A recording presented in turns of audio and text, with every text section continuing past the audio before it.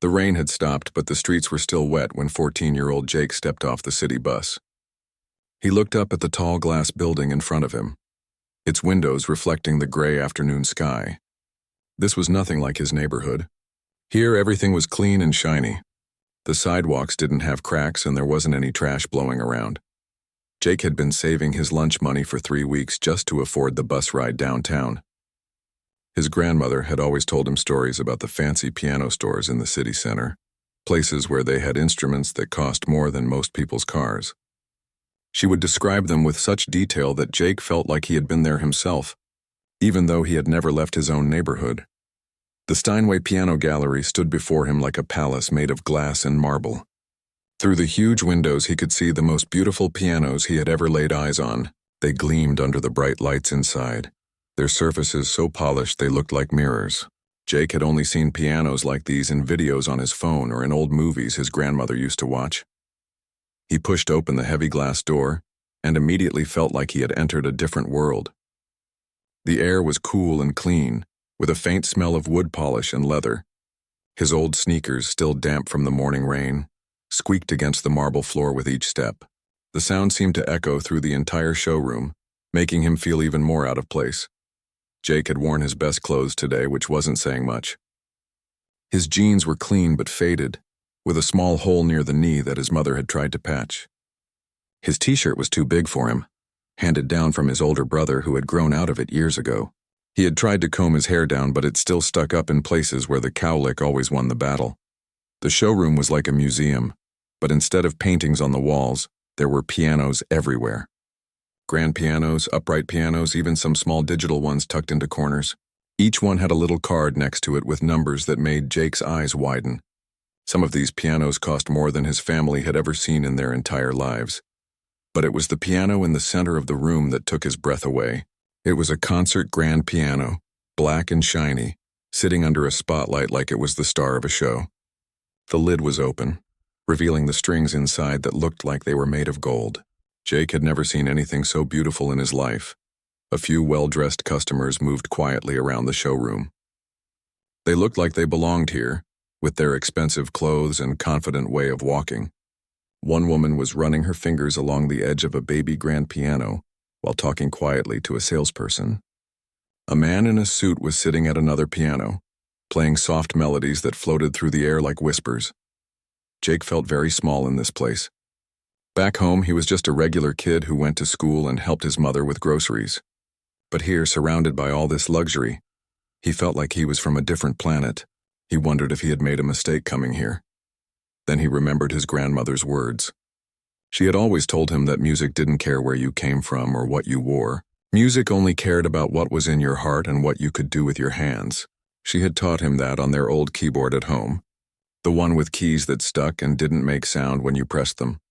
Jake walked slowly toward the center of the room, drawn to the magnificent concert grand piano. With each step, he could feel eyes turning toward him. The quiet conversation seemed to get even quieter. He could sense that he didn't fit in here, but something inside him kept pulling him forward. The piano bench was made of the same dark wood as the piano itself, with a soft leather cushion on top. Jake reached out carefully and touched one of the keys so gently that it barely made a sound. The key felt smooth and cool under his fingertip. Nothing like the plastic keys of his keyboard at home. That's when he heard the voice behind him.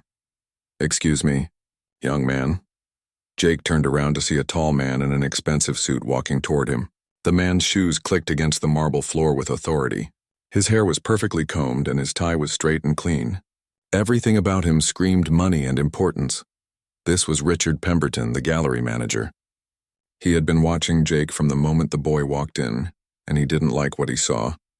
In his 15 years of running this upscale piano gallery, Pemberton had developed what he thought was a good eye for customers.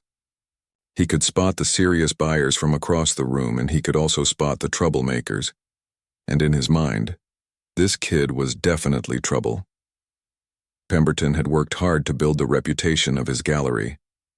This wasn't just any piano store. This was where famous musicians came to buy their instruments. This was where wealthy families purchased pianos for their children's lessons. This was a place of class and sophistication, and he wasn't about to let some street kid ruin that atmosphere. "Can I help you with something?" Pemberton asked.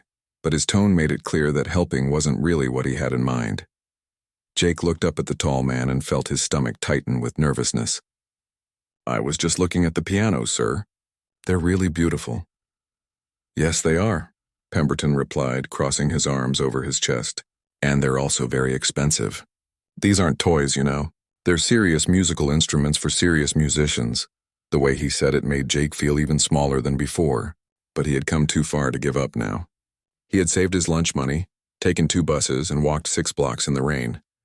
He wasn't ready to leave without at least asking. "I know they're expensive, sir. I just wanted to know if maybe I could try one? Just for a minute?" The question hung in the air like a challenge. Around them, the other customers had stopped what they were doing to listen. The woman by the baby grand piano raised an eyebrow. The man in the suit stopped playing and turned to watch. Even the other salespeople had paused in their conversations. Pemberton looked down at this boy with his worn clothes and hopeful eyes, and he felt something that was part annoyance and part disbelief. Did this kid really think he could just walk in here and play on instruments worth hundreds of thousands of dollars? Did he have any idea where he was? The manager's face hardened into a cold smile. In his mind, this was the perfect opportunity to teach this boy a lesson about knowing his place in the world. Some lessons, Pemberton believed, were better learned early in life, and he was about to deliver one that neither of them would ever forget. Pemberton's cold smile grew wider as he looked down at Jake. The boy's simple request had given the manager exactly what he was looking for, a chance to put this kid in his place in front of everyone. "Try one of these pianos?" Pemberton repeated loud enough for everyone in the showroom to hear. "Son, do you have any idea what you're looking at here?" Jake shifted uncomfortably under the man's stare, but he nodded. "Yes, sir, they're pianos. Really nice ones." "Nice ones?" Pemberton let out a short laugh that had no warmth in it. "Kid, the piano you're standing next to costs more than most people's houses. This isn't some music store at the mall. This is the Steinway Piano Gallery." The other customers had definitely stopped what they were doing now. Jake could feel their eyes on him, and his cheeks started to burn with embarrassment. But his grandmother's voice echoed in his mind, telling him that he belonged anywhere music was played. "I understand that, sir," Jake said quietly. "I've been learning piano for 6 years. My grandmother taught me." "Your grandmother," Pemberton repeated, his voice dripping with doubt. "And where did your grandmother learn? At some community center? On an old keyboard?" Jake's face flushed red because that was exactly right. His grandmother had learned on an old upright piano at the community center when she was young, before it got too run down to use. And yes, she had taught him on a keyboard, one they had bought second-hand from a garage sale. "There's nothing wrong with learning that way," Jake said, trying to keep his voice steady. "Of course not," Pemberton replied, but his tone said the opposite. "But son, there's a big difference between playing around on a toy keyboard and actually playing piano. These instruments require years of proper training, expensive lessons, and real talent. They're not meant for everyone." By now, a small crowd had gathered.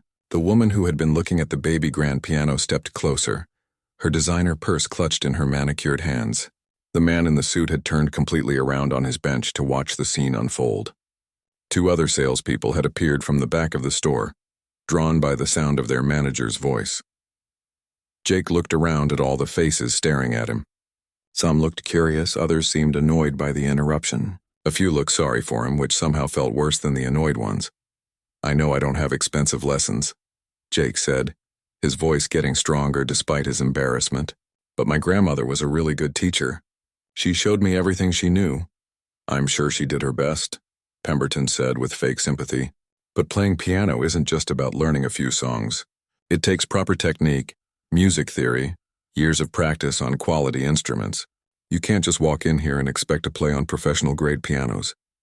Jake felt something burning in his chest, part anger, part determination. "How do you know I can't play? You haven't even heard me."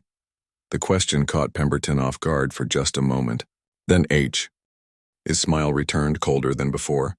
"Because, son, I've been in this business for 15 years. I know real musicians when I see them, and I can tell the difference between someone who's had proper training and someone who's just playing around." "But you've never heard me play," Jake insisted. "Maybe I'm better than you think."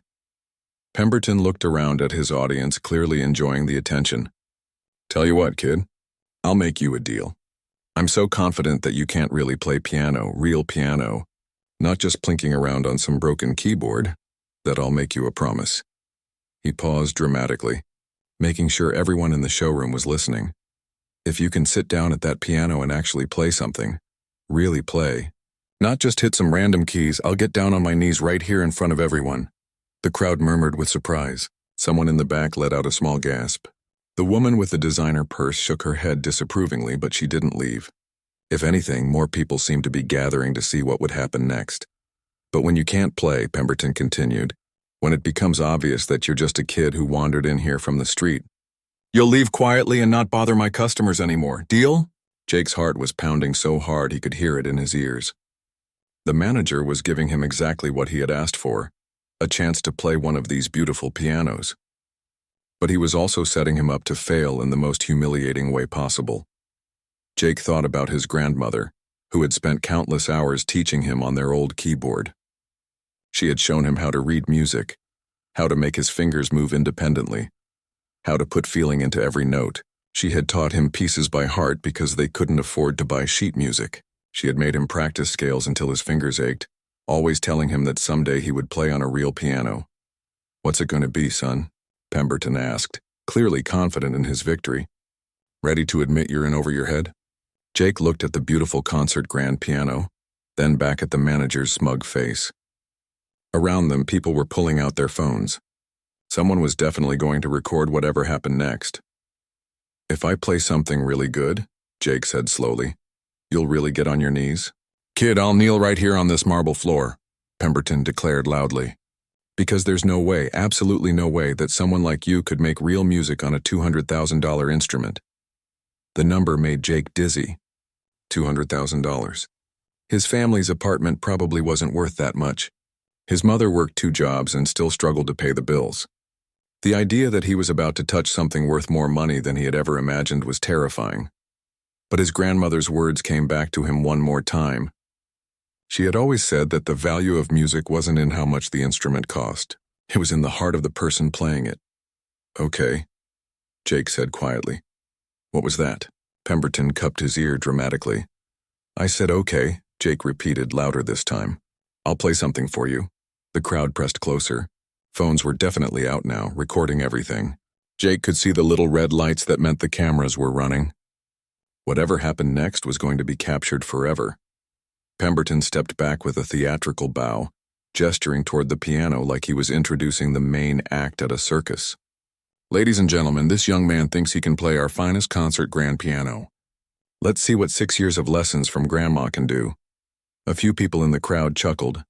Jake felt his face get hot again, but he also felt something else rising inside him. It was the same feeling he got when bullies at school tried to make him feel small. The same feeling that made him practice piano even when his fingers hurt, even when the keyboard barely worked. It was the feeling his grandmother had taught him to never ignore, the feeling that he had something to prove, not to anyone else but to himself. Jake walked slowly to the piano bench and sat down. The leather cushion was softer than anything he had ever sat on. He looked down at the keys, perfect white and black keys that gleamed under the lights. No stuck keys, no missing sounds, no cracks or chips. This was it. This was his moment. Behind him, Pemberton crossed his arms and waited for the show to begin, completely confident that he was about to teach this kid the lesson of a lifetime.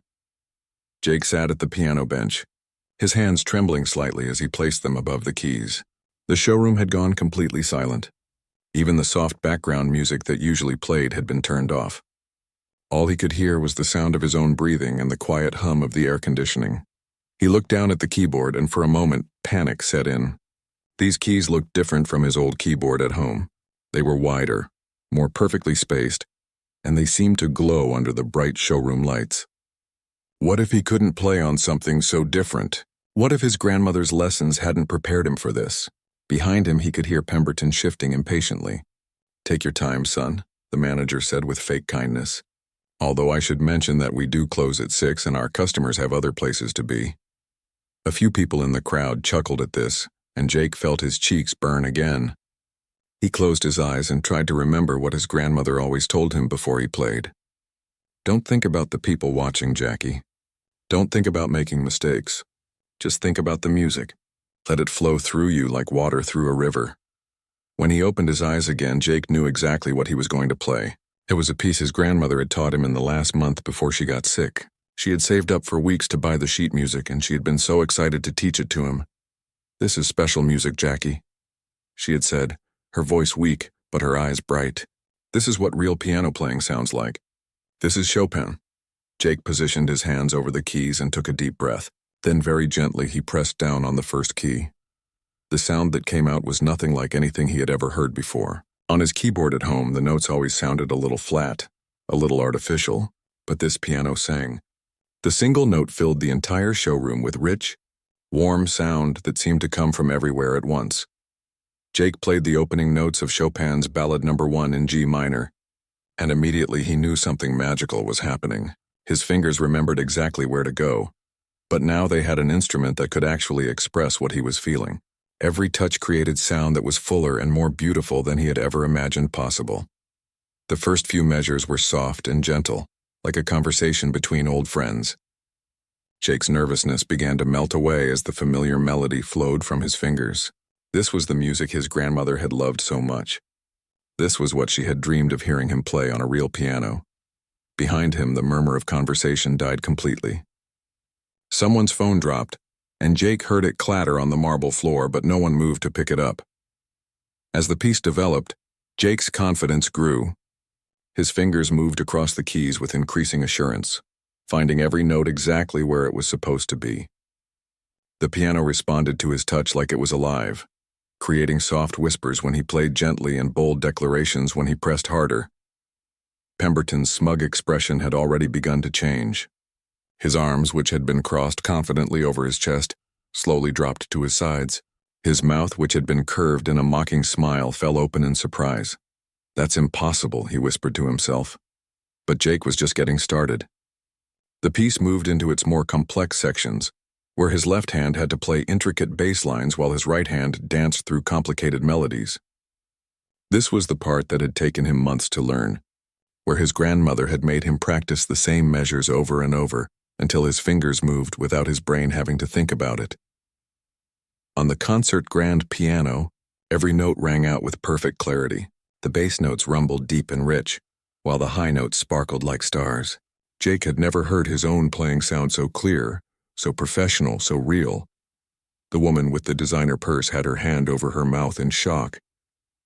The man in the suit had gotten up from his bench and moved closer, his eyes wide with disbelief. The other salespeople stood frozen, watching this teenager play music that most professional pianists would find challenging.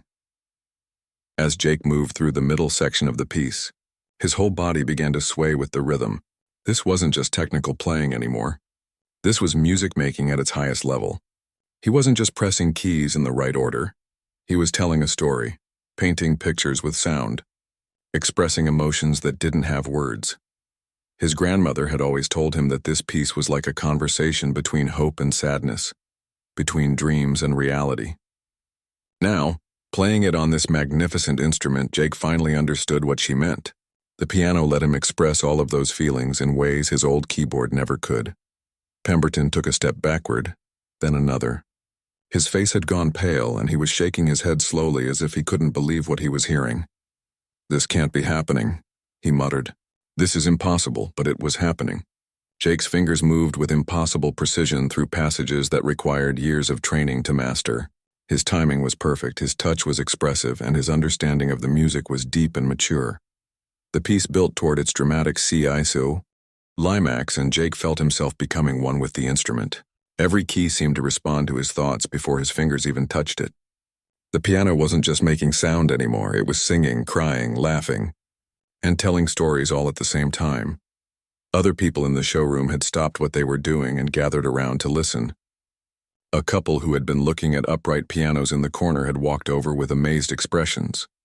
A delivery man who had come in to drop off some paperwork stood frozen by the door, his clipboard forgotten in his hand.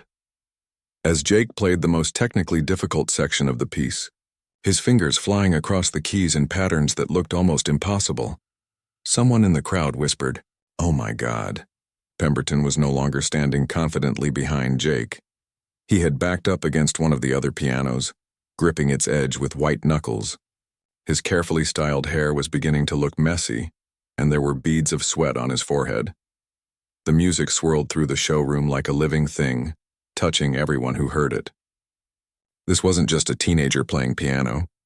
This was artistry of the highest level, the kind of playing that moved people to tears and changed their understanding of what music could be. Jake's grandmother had been right.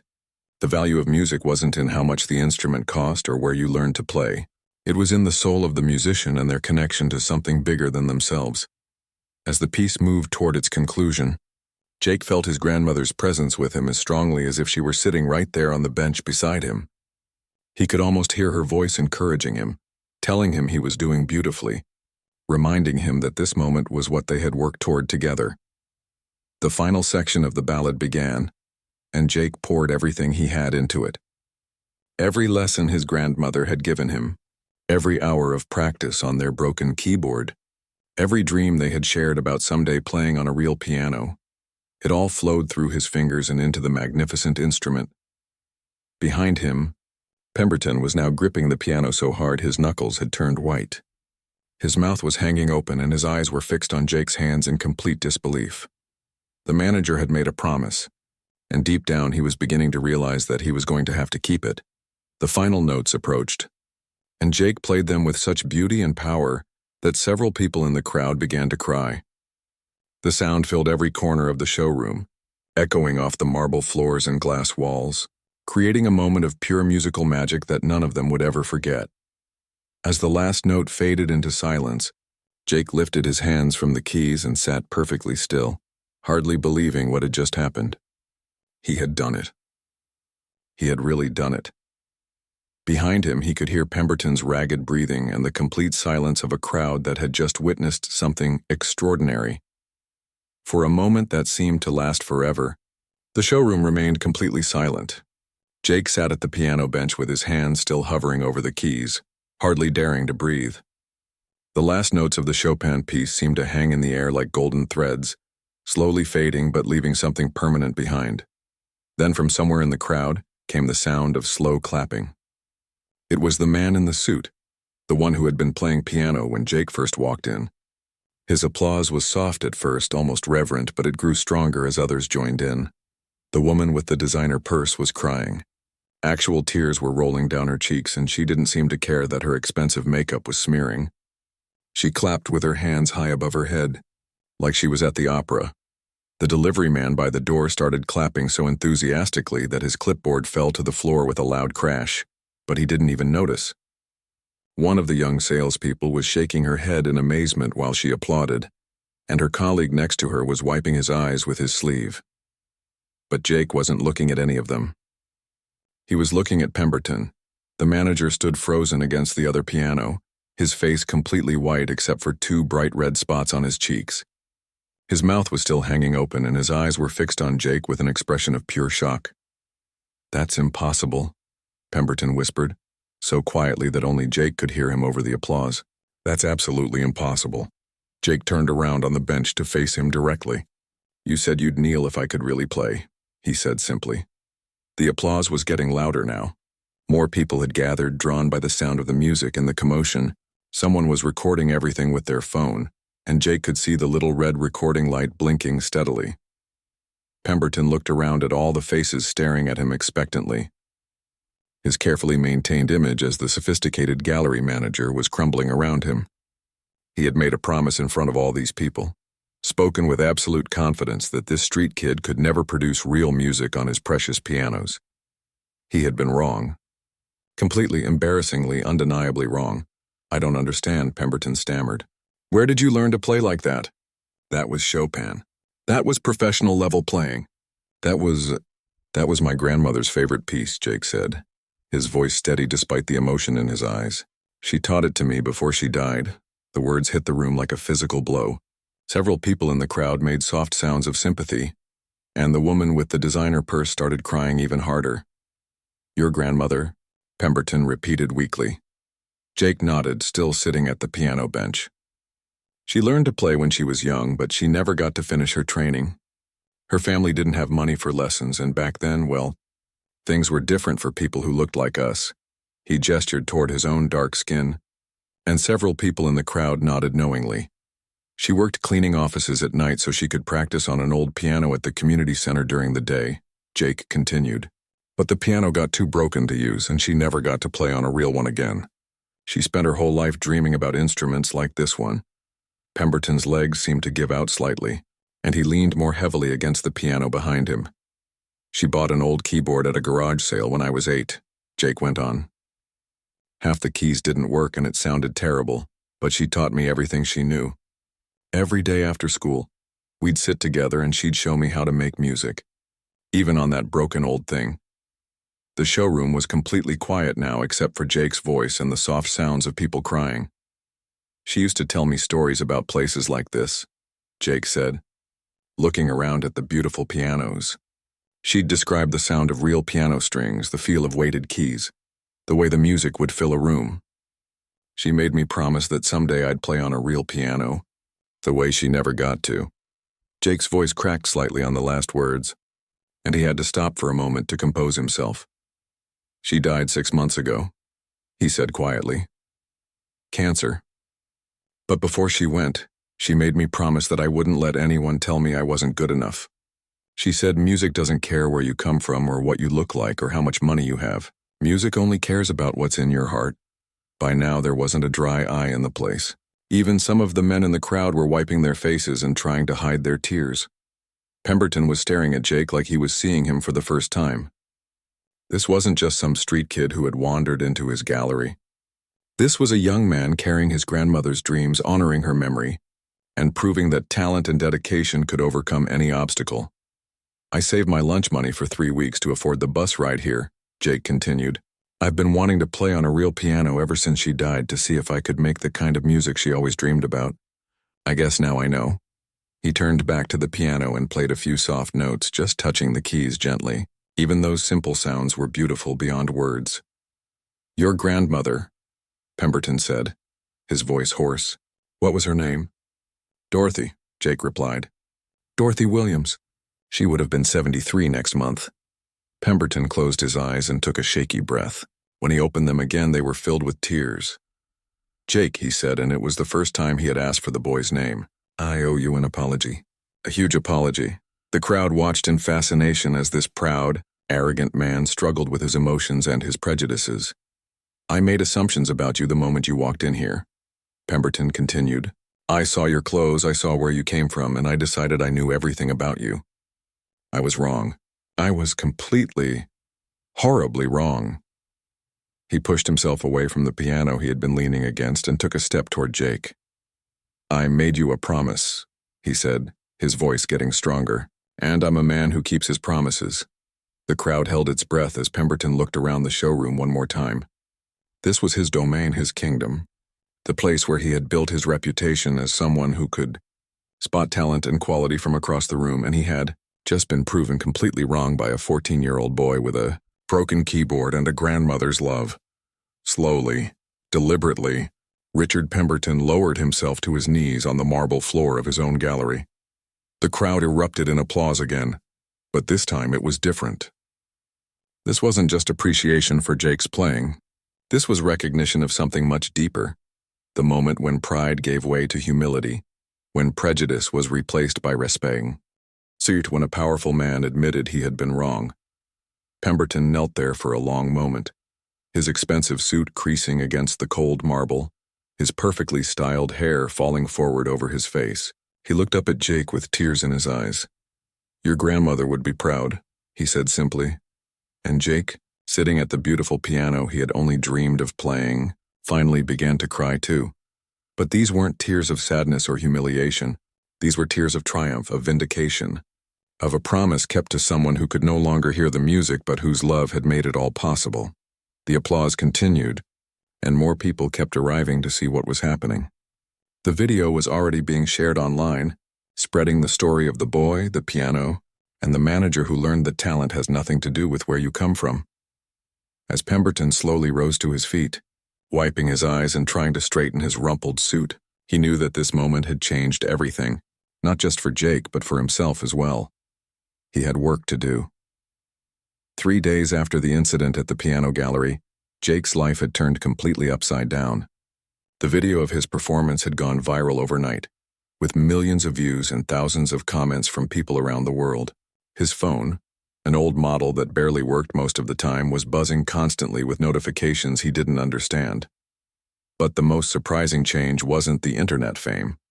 It was the phone call from Richard Pemberton. "Jake, this is Mr. Pemberton from the piano gallery.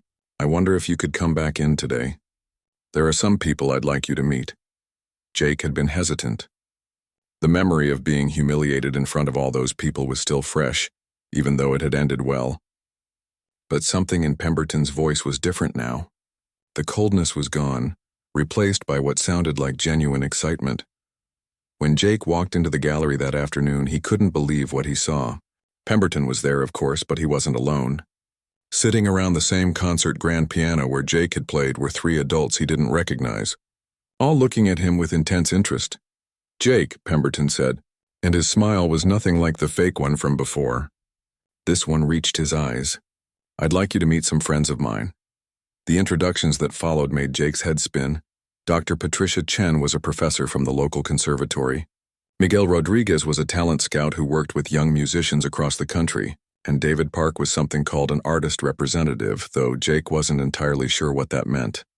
"We've all seen the video," Dr. Chen said gently, "and we've all heard you play. Jake, what you did the other day was extraordinary." "The technique alone is remarkable," Miguel added. "But more than that, your musical understanding, your emotional connection to the piece, that's not something you can teach. That's pure talent." Jake looked at Pemberton confused. "I don't understand. Why are these people here?" Pemberton's expression was serious but kind. "Because, Jake, I made a terrible mistake the other day. I almost let real talent walk out of my gallery because I was too prejudiced to see it. I'm not going to let that happen again." Dr. Chen leaned forward in her chair. "Jake, how would you feel about auditioning for our conservatory's Young Artist program?" "But I can't afford conservatory lessons," Jake said immediately. "My mom works 2 jobs and we can barely pay rent." "That's what scholarships are for," Dr. Chen replied with a smile.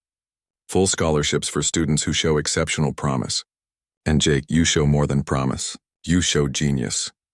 The word hit Jake like a thunderbolt. Genius. His grandmother had always said he was special, but he thought that was just something grandmother said. He had never imagined that other people might see it too.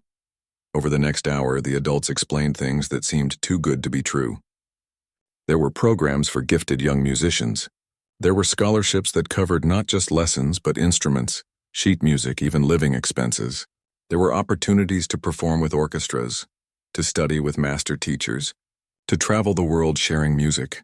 "But first," David Park said, "you need a real piano to practice on." Jake's heart sank. "I told you we can't afford—" "Actually," Pemberton interrupted, "you can. Mr. Park and I have been talking, and we've worked out a solution." He led Jake over to a beautiful upright piano in the corner of the showroom. It wasn't as grand as the concert piano he had played on, but it was infinitely better than his broken keyboard at home. "This piano belonged to a customer who moved overseas," Pemberton explained. "She donated it back to us to be given to a deserving young musician. I can't think of anyone more deserving than you." Jake stared at the piano, hardly daring to believe it. "You mean, it would be mine?" "It would be yours," Pemberton confirmed. "Along with my deepest apologies for how I treated you, and my personal commitment to help you succeed in whatever way I can." That was just the beginning. Over the following weeks, Jake's world expanded in ways he had never imagined possible. Dr. Chen arranged for him to start lessons with one of the country's most respected piano teachers. Miguel connected him with other young musicians his age, kids who understood the dedication required to pursue music at the highest level. The upright piano was delivered to Jake's apartment, where his mother cried when she saw it. She had watched her son practice on that broken keyboard for years, never able to afford anything better. Now their small living room was filled with the rich, warm sound of a real instrument. But the most important change was in Jake himself. The confidence he had felt that day in the gallery, the certainty that his grandmother's teachings had prepared him for greatness, grew stronger with each passing day. His first recital at the conservatory drew a packed house. Word had spread about the viral piano boy, and people came from all over the city to hear him play.